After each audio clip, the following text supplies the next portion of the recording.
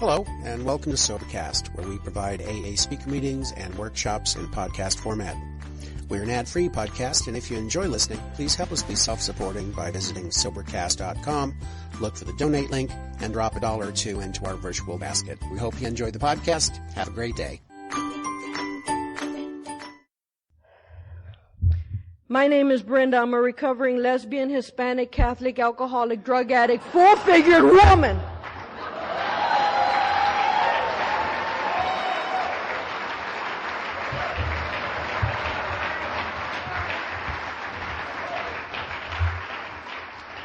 There's a girl in my home group that she's like, do you have to lead off with that? I said, yes, I think that these people need to know who they're dealing with right away.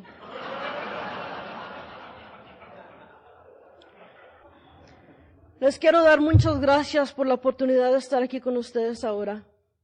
Le doy gracias primeramente a Dios por la vida que me ha concedido. Y con su permiso voy a hablar en inglés. For those of you who don't understand Spanish, what I said was hello.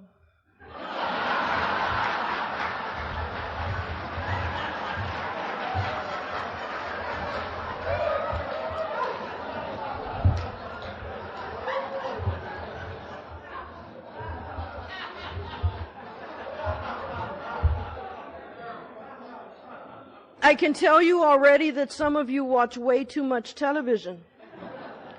The way I know that is that I started to speak in Spanish and someone turned to the person next to him and said, who hit the SAP button? Y'all are so cute, you know, don't inconvenience alcoholics. Y'all are like, is this going to be bilingual?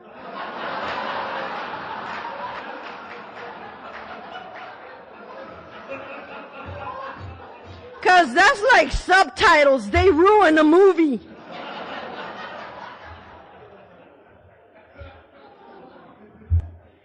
I'd like to thank the committee for the invitation to come and share my story with you today, and especially Mark. And they never let you pick anyone else. It's your own damn fault.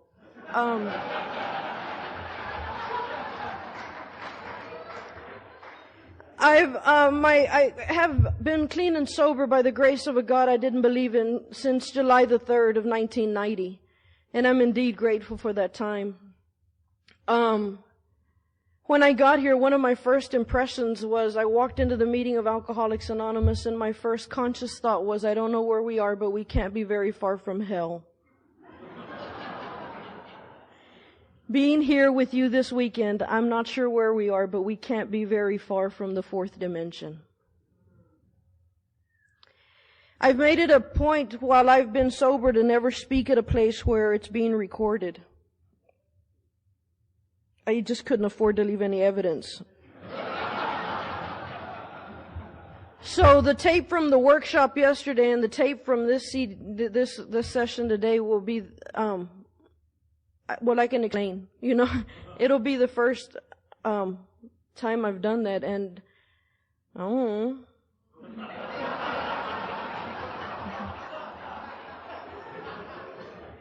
All I know is that if the CD or the tape gets somewhere 10 years from now and some newcomer's listening to it in the car, if all they get is, God, if she made it, I can do it, that's all that matters to me, you know, I don't care.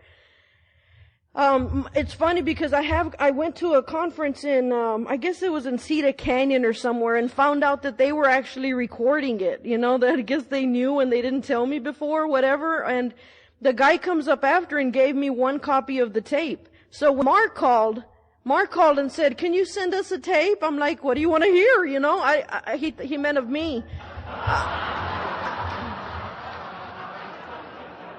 You know, I'm an alcoholic. I'm like, buy your own damn music. What? I said, well, okay, Mark. I said, I've got one. I said, I'll send it to you. And if you could just like hold on to it and send it back, that'd be really good. And being the alcoholic he is, he calls in January and he said, listen, we got your tape. Oh, I have good news and bad news. Good news is we'd love for you to come share your story. I said, yes, I will. He said, bad news is that we were listening to the tape. It broke in the middle. We don't know how any of your crap ends.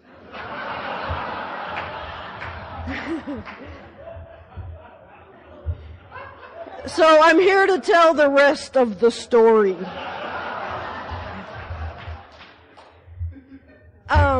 If anything I share with you today comes out in any kind of sequential, chronological order, no one will be more surprised than me.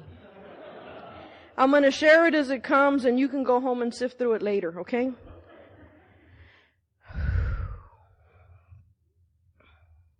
By the way, Lila mentioned she wasn't going to be here today. Kimberly mentioned to me the other day that she was 7 months old when Lila got sober. Let's not tell her, okay?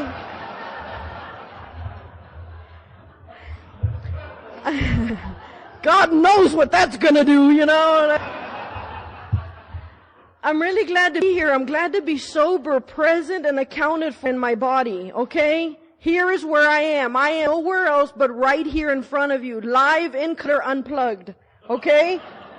Somebody said to me yesterday after the workshop, she said, damn, she said, you're the first one I ever thought they need to videotape instead of record. She said, because when they listen to the tape or the CD, it's going to sound really pissed and they're not going to get it. It was funny, there's some young kid running around here before the workshop yesterday. He says, man, you look so serene. You look so peaceful. I hate you.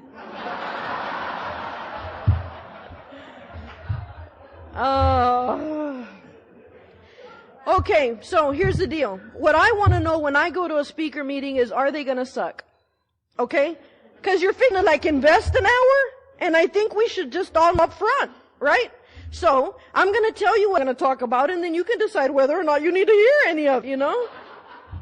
I am going to talk about pain, surrender, peace, God, love, forgiveness, holding on, letting go. I'll slow down. Sorry. Let's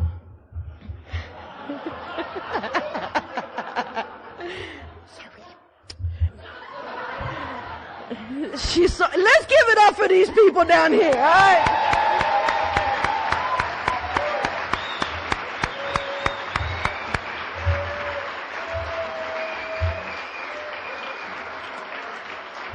You know, I don't know sign language, but that last one was like, I don't know what the hell she said.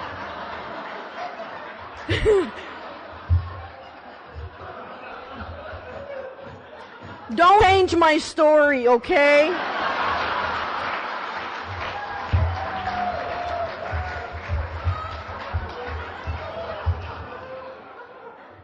Alright, enough of the crap. I'm gonna talk about me. And I have a sponsor long ago who said, if I talk about me and it pisses you off, okay.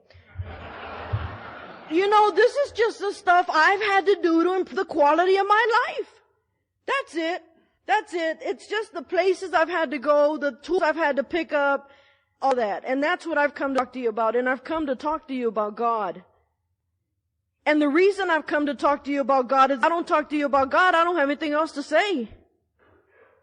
And when I say God, please don't let poverty of my own language keep you from learning the message. All I'm talking about is whatever makes the sun come up and go to sleep at night without my direct supervision.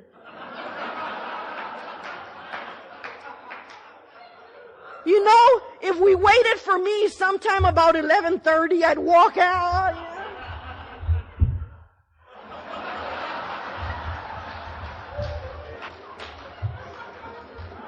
You know, it just happens without me.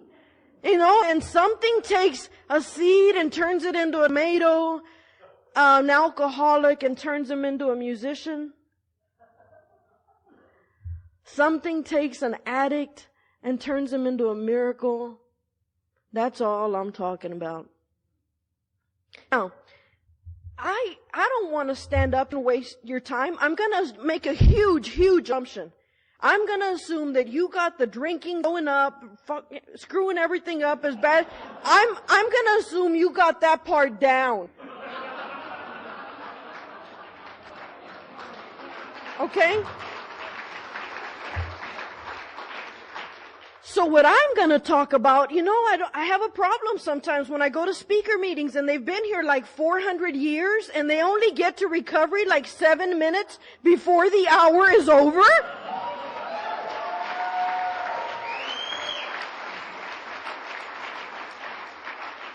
thinking, I don't give a rat's ass what happened to you before. What's happened to you since you came to AA? This is where I live. I want to know. So, my drunkalog is 3 sentences long. I drank at the beginning to feel good. Then I drank to feel normal. Then I drank to not feel. Now, if you understand that, I don't need to explain it. If you don't understand, keep coming back. That's it. Now, let's fast forward to when I showed up in AA. I want to talk about what happened and what it's like now. So, I have to tell you, I grew up in a little town called Denial.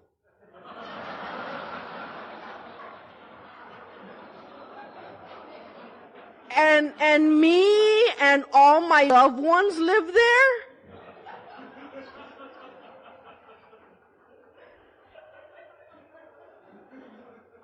I'm one of 9 kids in my family. There's 7 girls, 2 boys, 1 mom, 1 dad. And there were, I guess, 9. There were 15 of us originally, and the other kids didn't make it out of childhood. The child before me died. The child after me died. What are the odds? We all still live in San Angelo. That's out in West Texas, where there's only 2 gay people, and we're all here this weekend. But I think it's catching. As we speak, testing the water back home. And so I know that the only part of my story you care about is the part that sounds like yours. So I won't do the childhood stuff other than to tell you that it was the most painfully wonderful thing that ever happened to me.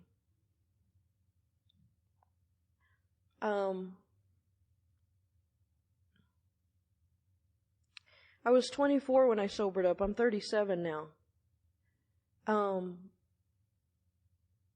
I only quit drinking because I couldn't take one more drink. My suggestion to the newcomers, don't quit before that moment. It'll just hurt. Why go to AA if you're not done? What the hell is that about? So drink until that last drink. Drink until that last tablespoon of NyQuil. Drink until that last swallow of Listerine. Drink till that last drop of vanilla extract. Drink until one more swallow of shaving lotion. And then, if you're ready, you can join us on the broad highway. I was 24 years old, and I knew my father was an alcoholic, whether he knew it or not. And I was just living in a lot of insanity. So I called up a treatment facility, I don't know why, and I said, listen, I've got a problem with my father. Look, if y'all are going to get ahead of me, I'm not going to share. I am on the phone right now.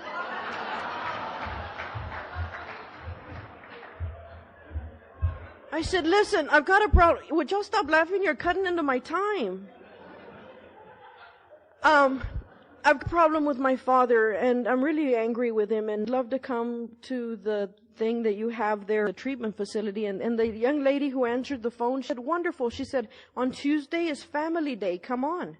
So next Tuesday morning, I got up, showered, changed, went to the thing, and there were a bunch of alcoholics and asked who had family day. And I walked around and asked, do you have family here?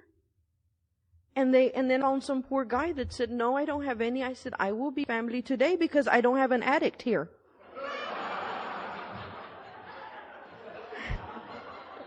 How cute. They let us do role play stuff, and we were really heated with each other and never seen each other before. It was great.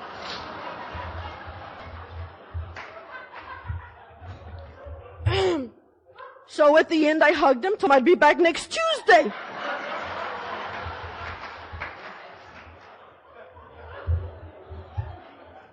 It was a 4 Tuesday thing. I went every week, I felt really close to him by the time we were done. And it was the last Tuesday of this meeting, and so I was saying bye to the counselor lady and bye to my little addict and bye to the others, and the counselor lady said, you go to a meeting?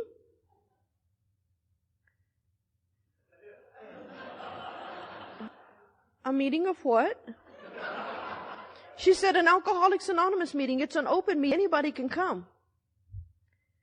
And before I could answer, she said, get in the van. If you're new and anybody ever says to you, get in the van, do not get in the van.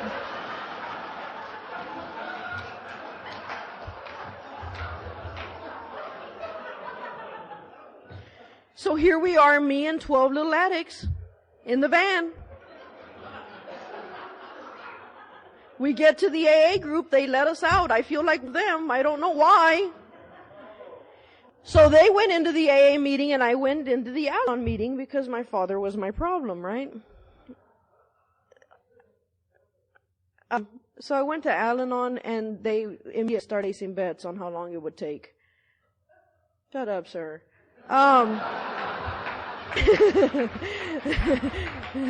He might have been one of the ones that bet. Never told me I needed to go to AA. They just always told me, there's a door over there.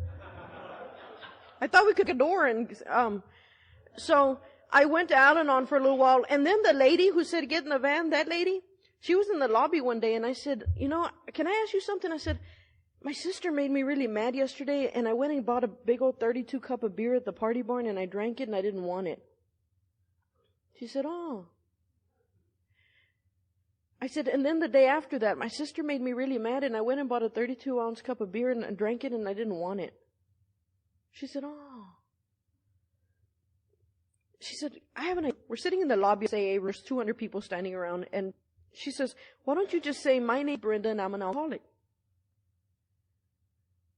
And with all the indignation I could summon, I looked at her and I said, because it would not be the truth.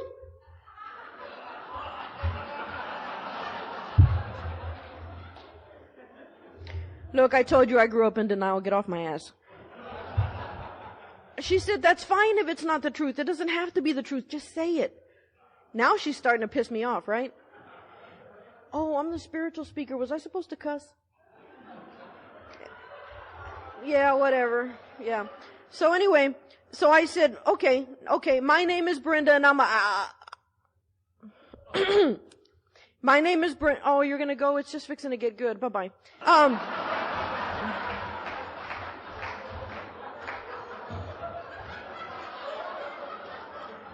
Get the tape! They're not mad.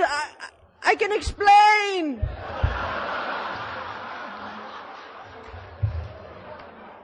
I don't care. So anyway, the long and short of it is I finally said it, and when I said my name is Brenda, I'm an alcoholic, everything that I had ever hidden behind came crashing down around me. I started to sob uncontrollably on that couch. And she said, you know what, tomorrow's Friday night, there's a women's meeting here at 7 o'clock. Here's my phone number. I'll meet you here at the meeting. So I went home and thought of a million reasons why I couldn't go. I couldn't go. I mean, I was going to need to take care of the dog and I didn't have one. There were so many things I needed to do and I couldn't go. And I picked up the phone 100 times that day to tell her I can't go. I went.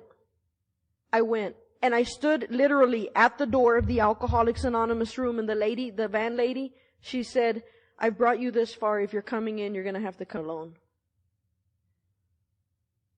And I stood at the threshold and went, okay, hold on. And I stepped into Alcoholics Anonymous. My first meeting was on honesty. My second meeting was on truth. God had big plans for me right away. I went to Friday night meeting, and there were a bunch of women there. It was a women's meeting, and there were about 11 or so of them. I just noticed that I was impressed because I didn't know what a woman alcoholic looked like. Oh, shut up. I'd been looking at one in the mirror for a long, long time. I looked around and went, they don't smell very bad. So the meeting was over, and then this lady stood up and she said, "You go eat at the kettle with us." I'm an alcoholic and an addict. I'm at the end dying. This white woman wants to know, do I want to go to the kettle with them? I opened my mouth and I went, "Yes, I'd love to."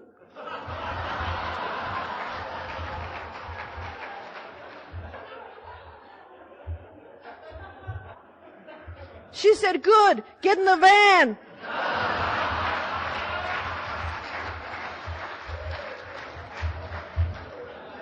But you know, I'm smart. I'm extremely intelligent. I said, "I'll take my car." She said, "Get in the van." So I go to the van. I get in the van. We go to the kettle. At one point, they sat us at a long table in the back. At one point, I looked down the table and realized I'm sitting around the table with 11 white women. The image of the Last Supper came to me.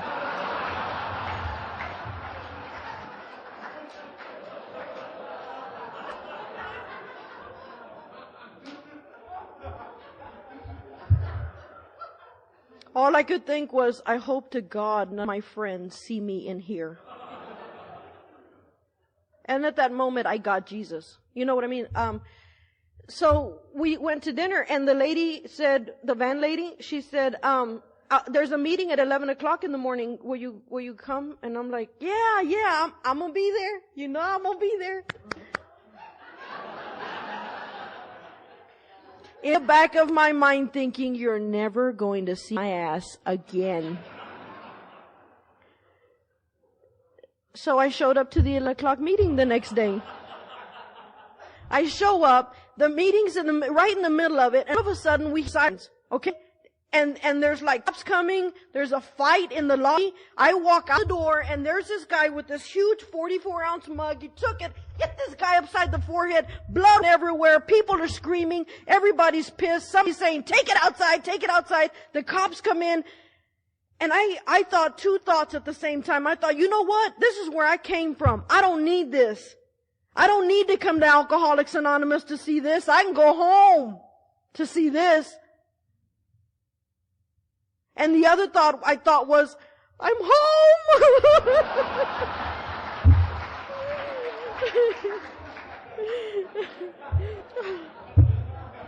I mean, there were blood and cups and everything, you know. My God loves me! So I kept coming to Alcoholics Anonymous, and God bless the women of Alcoholics Anonymous. They took me under their wings, mostly because they were for you. And they tried to help me, and I didn't want it. I didn't know what I wanted, but hell wasn't it. You know, people would say, if you want what we have, I'm like, what are you driving?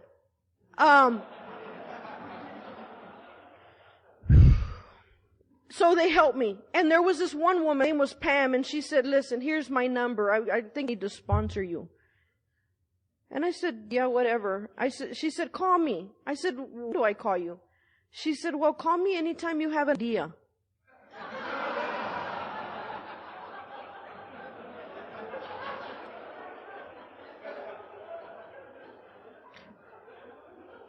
I didn't have a whole lot going on for me, but I did have a lot of ideas. So I'm rocking right along. I'm going to meetings. I'm trying to pay attention. They're trying to help me. I'm trying not to let them. I was angry. I was just miserable, you know, like spiritual condition we all get here in. And this lady said after a meeting, listen, why don't you help pick up the ashtrays?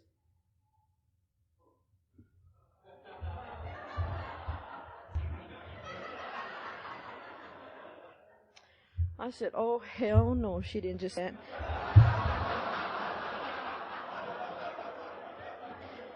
It's 'cause brown?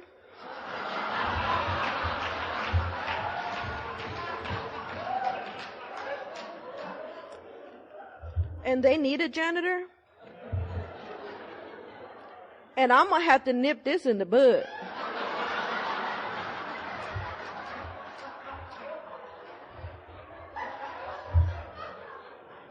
I went to the furthest corner of the room and picked up this huge square glass ashtray and flung it across the A room toward a large trash can on the other side of the room. The lady calls me over. She said, "Come here." I didn't have a problem. I thought in my mind, I take you. She said, "Come here." She said, "We're not going to start you with ashtrays."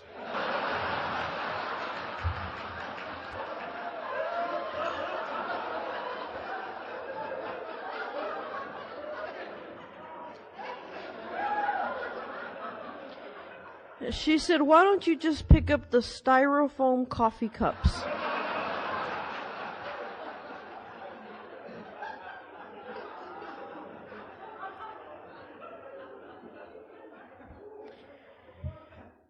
So I stood with cups. And I wasn't happy to be there. And I wanted you to know I wasn't happy to be there. I did not need you, and you needed to know that. So I did AA meetings, and I'd bring my newspaper. And I would sit in the corner of the room, and as soon as the meeting started, I'd open the sports page. And there was a guy there, God love him, his name's, Wally. And it would really make him mad, because he was about the business of recovery, and I was about the business of pissing him off. And he'd say, "If you're gonna bring your paper, you will just get the hell out of here." I loved him. So the next day I brought my paper and my headphones.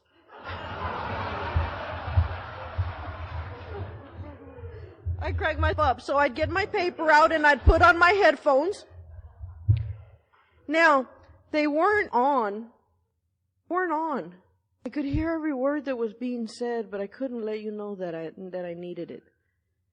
And I made a few meetings and I started to feel better. And I went home and I told my mom, I said, "Mom, I got that AA thing. It's going all right." She said, Good. I said, "They don't have a leader. Do you know that, they don't have a leader?" She said, "Oh." She said, "Well, good, we'll go back." I said, "I am. I think they're going to ask me."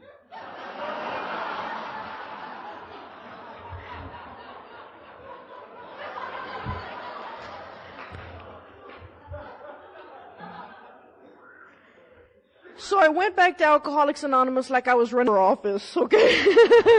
I was glad to greet her. "Hello, welcome to AA. How the hell are you?" And I started to make some friends, and there was this guy, he was a coke addict, coming to Alcoholics Anonymous, and his name was Pat. And we visited and talked and stuff, and I would tell him, "Geez, I've got 30, then I'm crazy. I don't know what to do. I really want to drink." And I'm trying to listen. I'm trying to pay attention. I'm trying to be promoted from cups. I'm doing everything I can. I said, "And I don't know what I'll do. I think I'm going to drink." And he comes over to where I am and he says, "You know what? I know exactly how you feel. I was there. That happened to me." I said, "All right." I said, "What did you do?" He said, "Well, I really think that what needs to happen is you need to sleep with me."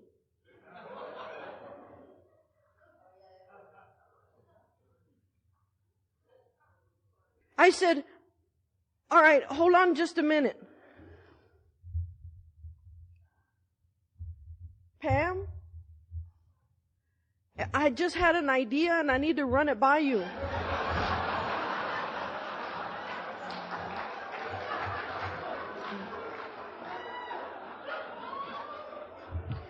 She said to call anytime I had an idea, right?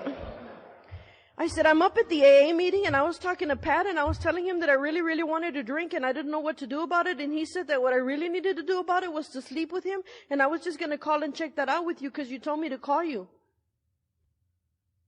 It's for you!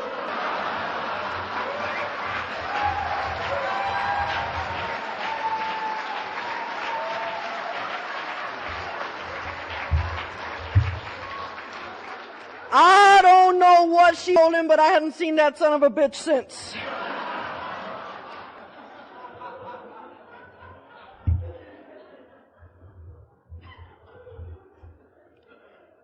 So I tell the women I sponsor, if anybody in Alcoholics Anonymous asks for your phone number, tell them your sponsor wants to know what step they're on. You come check that out with them, then we'll confirm whether or not they need your number.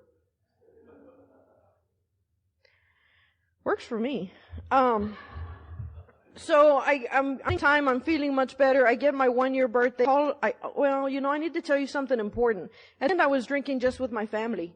I didn't have to go out and geez, we're all drank the same, Monday, Tuesday, Groundhog Flag Day, Christmas, it doesn't, and I was drinking with them, and I got to treatment, and they let me out on my first weekend pass.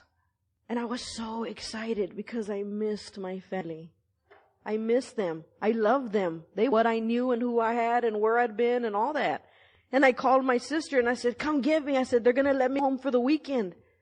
And I was so excited. She pulled up and we went, and I got in the car with her and I said, I'm so excited. And she said, good. I was like, we're going to stop over at my brother's house and then we'll go on. And I said, so I get to my brother's house and they've laid out this huge keg party to celebrate that I got a weekend off treatment.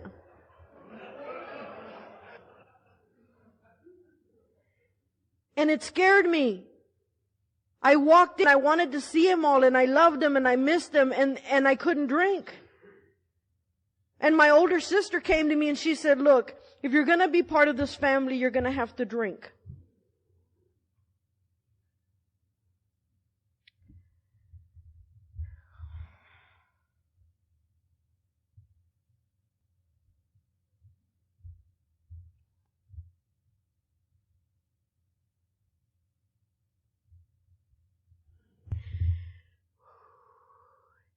And I started to cry. I started to cry because I missed them. And I knew to go. So I called the treatment place and I told them to come get me. And that was the day I decided that if I needed to lose my family to be sober, that I was willing.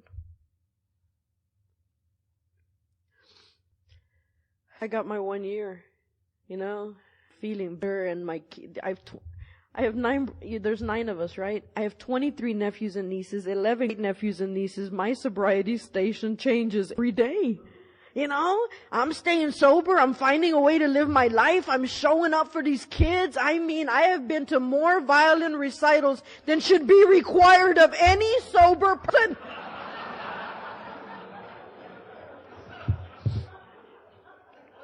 But I go and I'm excited and I'm thrilled and it's the grandest piece of music ever heard. And they get down off the stage and they're like, it was good, right? And I'm like, wow, it was excellent. And I'll go, I have a nephew who's got muscular dystrophy and cerebral palsy, and he's in the Special Olympics. I go and I take signs and Eric's aunt, I run along the side of the road, and they're like, is she sober? And I do. I show up with signs and streamers and banners. When 18-year-old nephew went and took his driving test, I was at the DPS office. Yay! And I brought a camera. I've got pictures. Wow! So I try and show up for all their stuff, man. Because I told God one thing. I said, if you help me get sober, I promise I'll do everything I can not to miss one more moment of my life. God made good on His promise. So I show up for all of it. And I got 1 year sober, and I called my sister who said, if you're going to be part of the family, you got to drink. And I said, hey, I got 1 year, and I'm calling to tell you. She said, God, you've been there a year, and they haven't made you the president yet?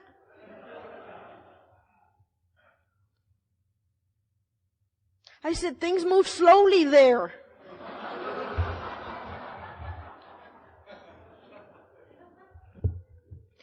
So, when I start sponsoring women, the first question is, how do you feel about ashtrays?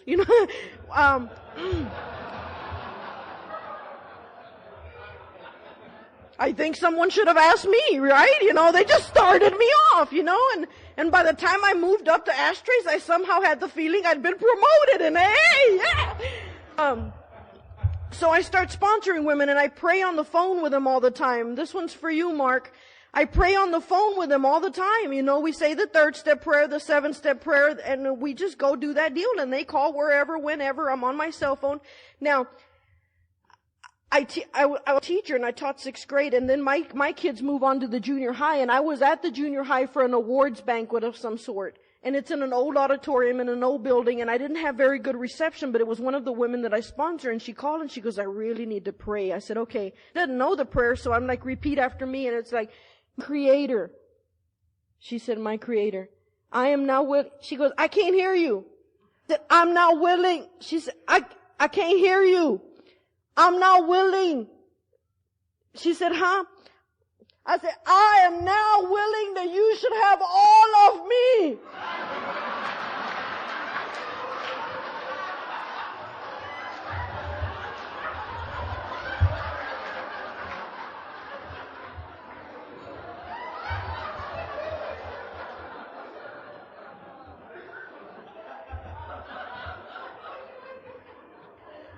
At the exact same moment that one of the boys that I taught 2 years earlier was standing behind me. I turned around, saw him standing there, and he said, sorry, miss. Crap like that happens to recovery all the time. You know, how was I ever going to say to the boy, I pray? And he's like, yeah. So I start sponsoring women. I start to feel a little better, and about 2 years came for me. And I wanted to die. I just wanted to die. I mean, I was going to AA, going to institutions, making coffee, sponsoring women. I was doing the whole damn deal. Working the steps to the best of my ability, and I wanted to die. And I went and sat with the therapist I was seeing, and she said, you know what, if you can't leave this office and tell me that you're not going to kill yourself, then you need to go to treatment. And I looked at her and I said, you obviously do not know who the hell you're talking to. If there was a poster child, I would be it. And you know, they need minorities. So I went to the treatment facility and I hung my head in that doctor, and he said, honey, how long have you been suffering from depression? And I thought, there's a name. How I feel? I didn't know. I said, I don't know. He said, we can take care of that. You know what I found out when I was 2 years sober? That I was trying to stay sober with some old ideas. Some old ideas about me, some old ideas about you, some old ideas about God. My old ideas and my new way of life were doing this. And there was no peace. So I went to treatment every day for 15 days, outpatient. You know who took me to treatment? The 2 women that I was sponsoring. It was great. One of them would pick me up at 6 a.m. and drive me to the treatment facility, and the other one would go pick me up at 11 at night and take me back. Why'd they do that? Because that's what I taught them how to do. Right? That's why they knew what to do when I needed it. And I tell the women I sponsor, I'm going to give you the best I have because I'm going to need it back from you someday. So I went to treatment for 15 days. You know what we did? We took these 3 little boxes, these 3 little lids, me, you, God, lids off of them, and started digging out all the shit that was in there. The ideas I had about you was that you'd love me as long as you could get something from me. The ideas I had about you is that I was only as useful as I was to you. That you would hurt me given the opportunity. That if I trusted you, you'd hurt me. That if I loved you, you'd leave. The ideas I had about me was that I was worthless, useless, fat, ugly, meaningless, all of that. The ideas I had about God is that He was after me, didn't love me, that, He was ashamed. If there was one kid He should have gotten, not made happen, it was me, and I walked around with that information. So we dug all that crap out of there, and the stuff stuck to the bottom. Turned out that didn't belong to me at all. So I took it back to the Catholic Church and gave it back to them.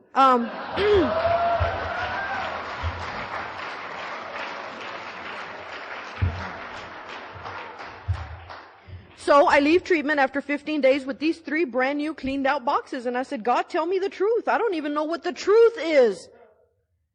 And there was a lady standing next to me, and she looked over, she goes, you know what? She goes, you're really funny. And I said, thanks, I appreciate it. And I'm walking down the sidewalk, and God said, it's for your box. I went, I'm funny! Woo! So I put it in my box. Then somebody else a few days later said, you know what? You're really stubborn. God said, that's for your box. To which I said, whatever. That's what I've been doing the whole time I've been in Alcoholics Anonymous, getting out ideas. So if anything I say makes you really, really mad, don't do that. I'm going to leave here in a minute, meet somebody in the hall, they'll share a new view. And then you still, wow, that was good! That was good! And be on to something else, still be mad, don't do that. No, I have helped more people start reading the books than anybody I know. I would quote stuff from it. They're like, that's not in there. Well, something that is in there. Besides, Lila said there were leprechauns. Get off my ass. So people would start reading the book so that they could come back and tell me what it actually said. I loved it. I said, oh, you're welcome. I love Alcoholics Anonymous, man. Absolutely. It's why I show up to work every day. It's why I show up for my life. It's why I show up for my relationships. It's why I show up for whatever's going on. So I'm less than 30 days sober. I turned my will and my life over to God, and I woke up in a college class studying literature in the early 1800s. I was in college. Do not turn your will and your life over unless you've got some time. So I started going to college. I don't know. There's the little book. It says if you want a degree in this, take that. So I just did that. I just started taking the classes, and I'd show up and CEOs paid for me to go to school, and I don't know who it was, and it really doesn't matter. And I went through and I got it all done, and there were some things that I knew were missing from my recovery, like that I had missed the time when I was supposed to be a little person and when all the big people were supposed to be present and accounted for. That didn't happen. The time when I was a little person and somebody was supposed to pick me up and say, man, I love you. You have the most beautiful eye I've ever seen. Of all the little girls God could have given me, I'm so glad I got you. Somebody should have said that to me. Didn't happen. So I'm in college. I'm working it out, and it's so cute because there's a bunch of 18-year-old kids. I'm 24 now, and they think I'm their age, and you want to go to the party? I'm like, I used up my quota, thank you.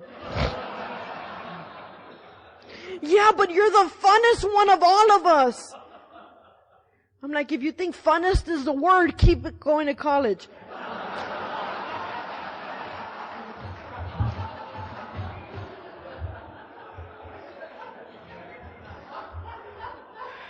So I'm in school and I get a letter in the mail from the dean.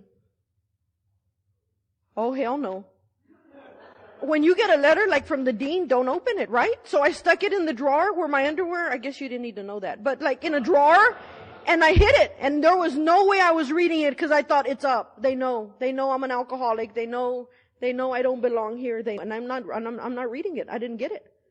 It drove me nuts. Became insane really, really quickly. Now I had opened it and I looked and I thought, no, I can't. And one day, at 3 a.m, I called my sponsor. Because that's when your disease will come get your ass. By the way. I called her and I said, I got a letter and I don't know what it is, and it's from the dean. And she said, read it to me. I said, okay. It says, Dear Miss Hossel, you made the dean's list and we want. At this point, she starts laughing hysterically. Now, I'd seen that it said the dean's list, and I'd been on a lot of lists, and I didn't want to be on no more. No more. So I got another letter a couple of years later, and it said, Ms. Hosso, if you're actually going to graduate, you're 12 hours away, and you need to actually come file a degree plan at some point. Okay.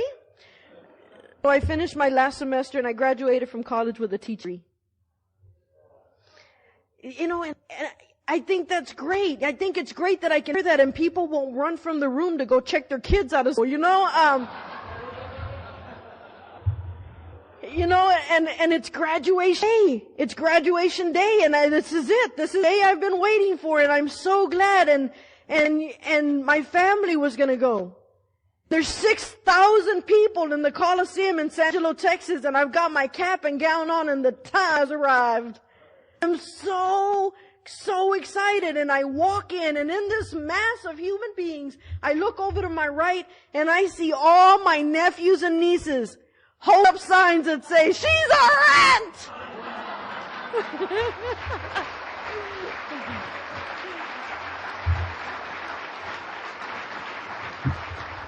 They've got streamers and balloons. I mean, it was a party. And they called my name, and they move you like through cattle, a little cattle run and stuff. Oh, hell no. Oh, no.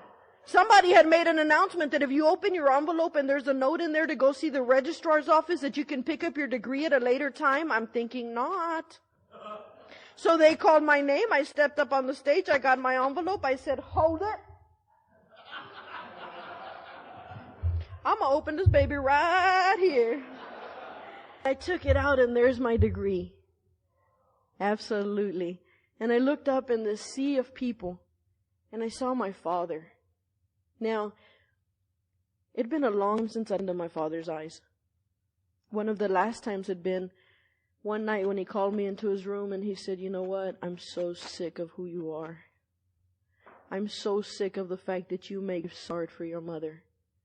The day your mother dies, I better not see one tear in your eye. And if you start crying, I swear I'm going to knock out every goddamn tooth in your mouth. Do you understand me?"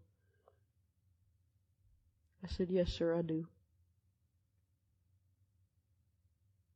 So I look up into this sea of people, and I caught my father's eye. And I didn't look away. And my father from his seat way over there went,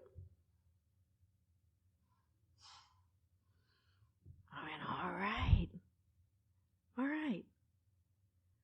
So I start teaching. Get to my Friday after school, I made it a week.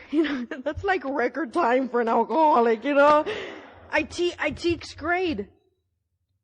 Why? Because they get my jokes. I would have taught the younger kids, but it was wasted material. My little kids are so cute. My children are so cute. I'll tell you about them in just a minute. Let me tell you now. Okay, I get it. We ought not be organized. Get the hell off my ass. So my kids, there's this TOS test, which measures your whole worth as a person.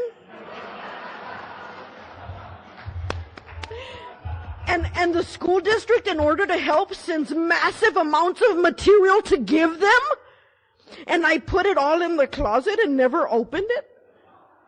And I taught these kids what was in the books. I asked them, "What do you want to learn about today?" And we went and did that, and it was absolutely marvelous. These kids started to feel really good about themselves. I thought they don't know math or English, so get that, or else they feel really good. They took the TOS. They scored perfect 100s in reading and a perfect 100 in math collectively.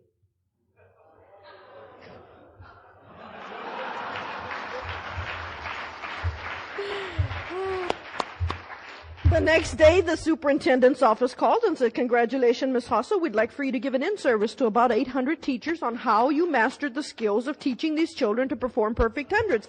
I said, "I would love to."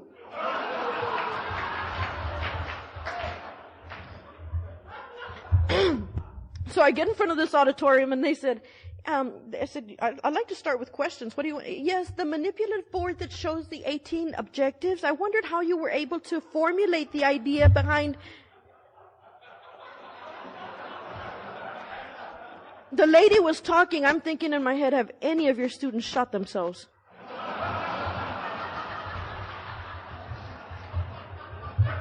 So I get up and...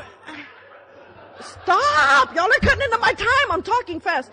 So I tell him, I said, "Listen, the manipulatives and everything the superintendent sent, I really, really appreciate it. We will at point use it for notepads because we will recall. It's the responsible thing to do." I said, "I didn't use any of it. It's in the closet. What I did was that I showed up emotionally and physically and spiritually for the lives of these children every day, and it changed who they are."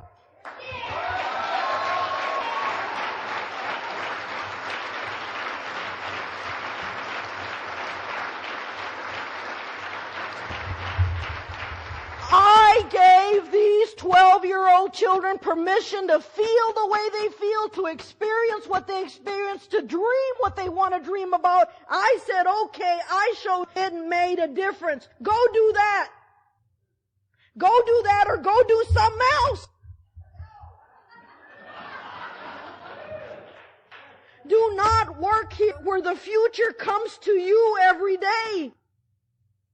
Don't do that. They never let me tether in service again.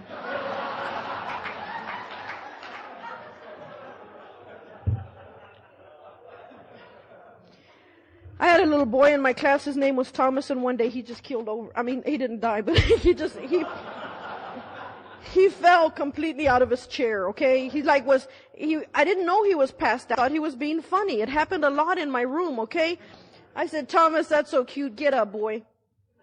And they're like, Miss, his eyes are closed. I'm at the board working a problem. I said, well, kick him and see. So I go back there. It turns out he's actually passed out completely. So I slapped a little bit and woke him up. I said, hey, what do you want? Not do the homework? What? And he'd actually passed out. I called his parents. They called the ambulance, took him to the hospital. It was about 2 p.m. and he's back. I said, Thomas, why are you here? He said, my mom's outside. She wants to talk to you. I said, okay. So I stepped outside. I said, what? I said, what's the matter? She goes, no, he blacked out. They're not sure why, but they've done the test and we're going to go get results tomorrow. And I said, why is he here? She said, Miss Hassel, he wouldn't let me take him home. He said that if he fainted again, that you'd know what to do. I gave those kids everything I needed when I was 12. Everything I needed, I gave them. They got it. How different life would have been if at 12 years old, somebody would have come to me and said, you know what? You are okay. You're all of that. I'd like you. You're beautiful. You mean the world to me. And my whole world would be different without you. So I get done with my first week of teaching and the phone rings and it's my little sister and I thought that is so cool. Putting those relationships back together. She's called to congratulate me on my first week of teaching. And I got on the phone and I said, hey Mercy, I said, that is so cool that you called. She said, Brenda, I need to tell you that we just took Dad to the hospital. We found out he's got cancer. They're doing surgery on Monday. You need to come to the house. And I started to sob.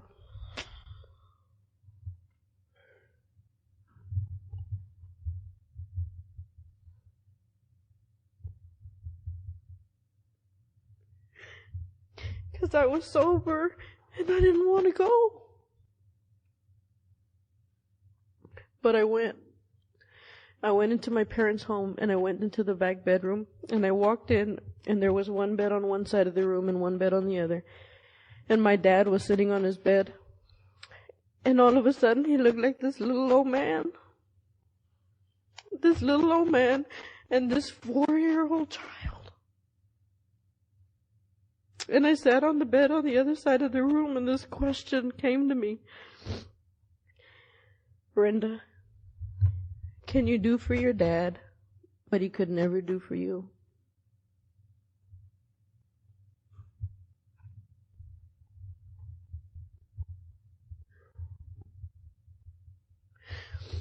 I said yes.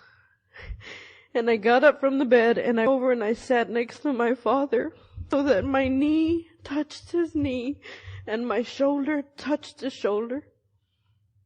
And I looked over at him and I said, Dad, I just want you to know that of all the men that God could have given me to be my father, I am so glad I got you. You mean everything to me. And I am not leaving. And my father stood up. And I stood up. And he put his arms around me and I put my arms around him. And for the first time in my life, I exhaled in my father's arms. I finally started to breathe.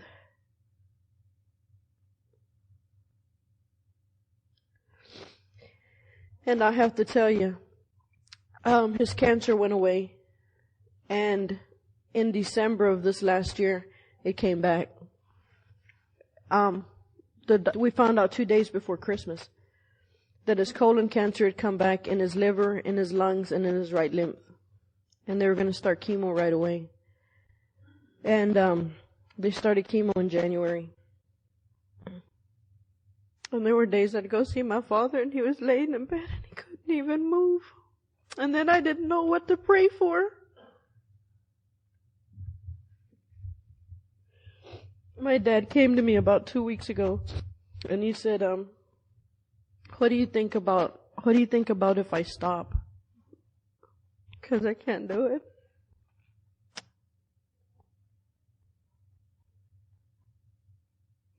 I said, I think that if you want to stop, it's a good idea. He says, I want to. I said, okay.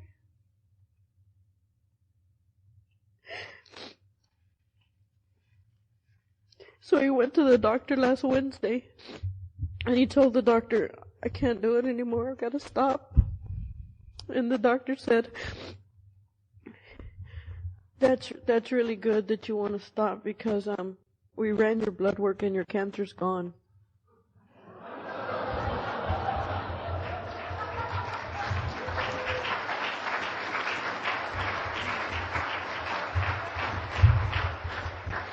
So I went to go see my father before I came here to see you, and I'm walking through the living room of his house, and he's got his arm around me, and I got my arm around him, and he starts to cry. He said, thanks for your prayers. Thanks for not even.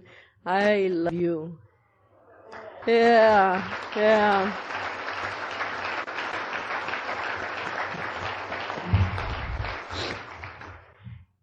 Sober, for me, has been the ride of my life. You know, ever since Mark called, and I plan to blame it on him for the rest of my life. Ever since Mark called to ask me to come speak to you today, everything in my life has fallen completely apart. Completely. I mean, the wheels right the hell off the mother, okay?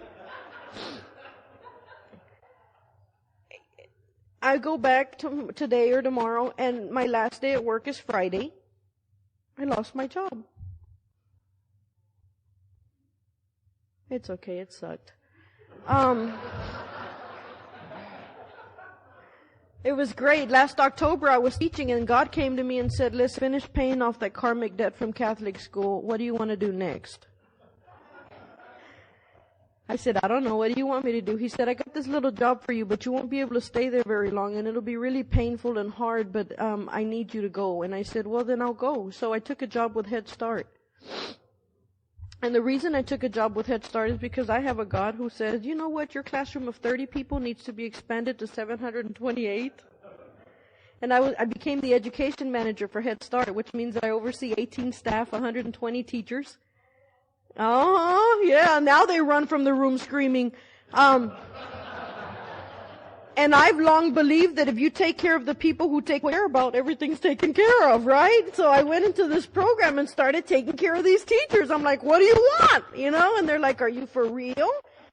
I said, yeah, if you could have 4 things. We have 18 centers in 11 counties. I went to see every director. I said, if you could have 4 things, what would it be? They wrote me down the 4 things they wanted. I went back to the company who hired me. I said, I'll take the job if you give me these things.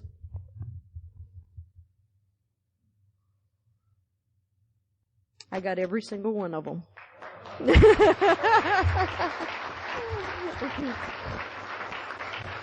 So I'm out leading the parade, right? You know me. I'm like, come on. Now, the reason that they had shut Head Start down was because there was a bunch of crooks running it, and they took $1 million, and everybody was really pissed, right? So they brought this interim company in. God, some of you probably work for them. Whatever. They brought this interim company in to take over Head Start for a little while, and so then they hired people like me, and I went in and I said, listen guys, I know you've been through a hard thing, let's go, we gotta work, the kids are here, let's go. So we get everything straightened out. We put a structure in place. We put the systems in place. It's rocking right along. Everybody's happy to be there. They come to me 3 or 4 weeks ago and say, listen, we appreciate it. Bye-bye. They're so cute. They think I'm going to work there as long as they say I'm going to work there until God says this is your last day, you know. And so that's what God meant when he said you won't be there very long. And people are like, what are you going to do next? I'm like, I'm on a need-to-know basis. I obviously don't need to know before Friday.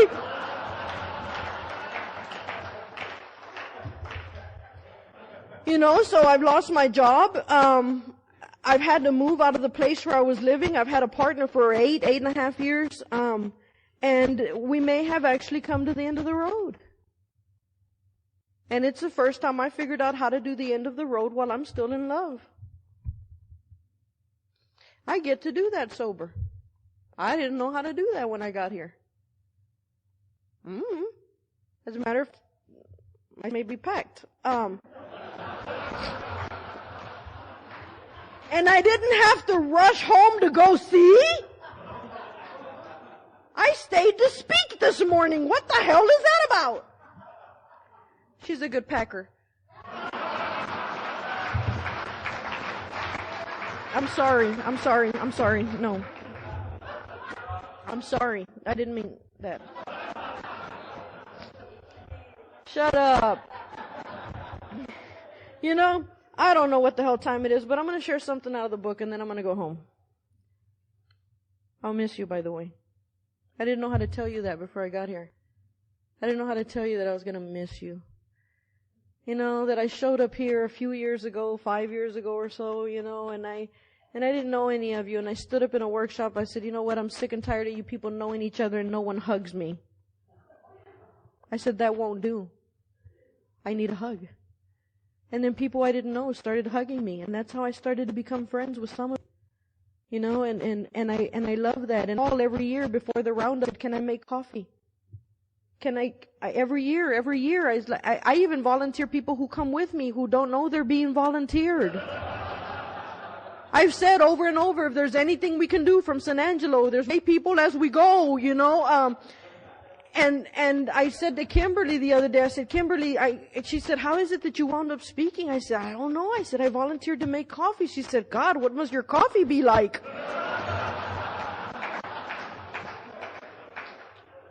I said, I don't know, but I don't think they've heard about the ashtrays.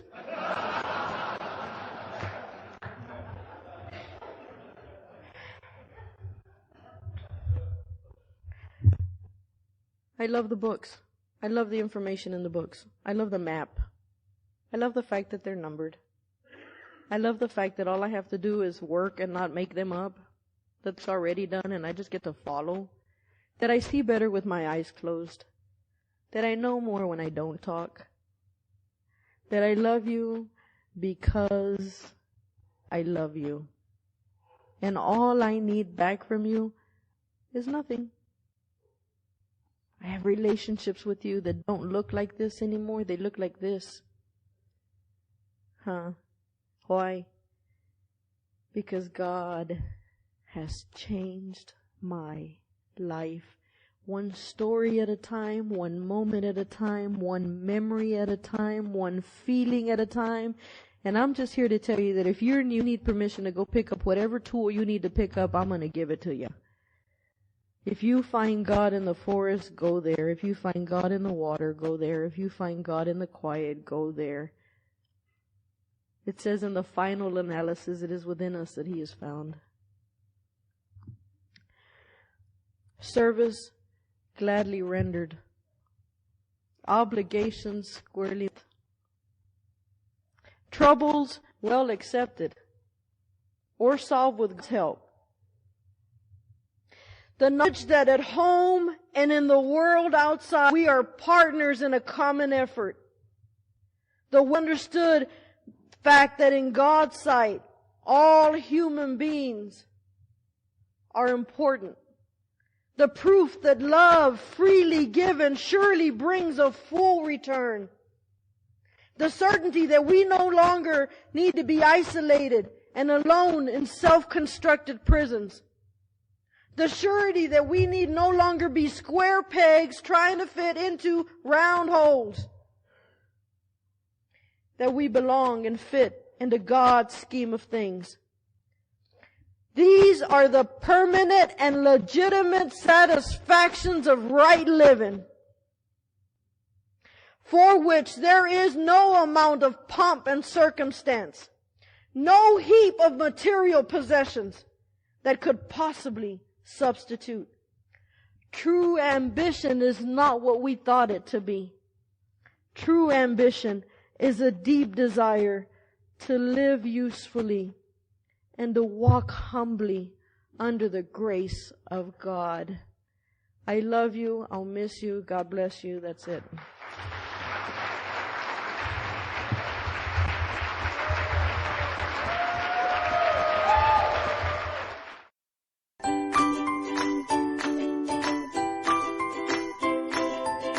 Thanks for listening. I hope you enjoyed the podcast. Sobercast is ad-free, and we'd like your help in order to keep it that way. So if you'd like to help us be self-supporting by pledging $1 or $2 a month, visit Sobercast.com and look for the donate links. Thank you very much.